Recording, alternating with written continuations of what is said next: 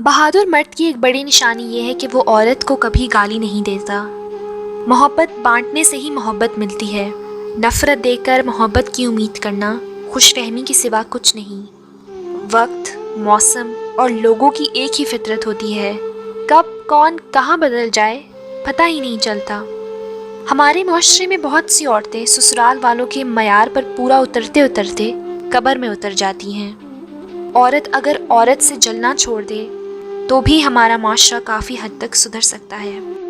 22 سالہ لڑکے سے زیور، بینک بیلنس اور پراپرٹی مانگنے والی زبانوں کو کیا پتا کہ لڑکے کتنی محنت سے کماتے ہیں۔ عورت کا کوئی کام اسے تھکا نہیں پاتا سوائے ایک کام کے۔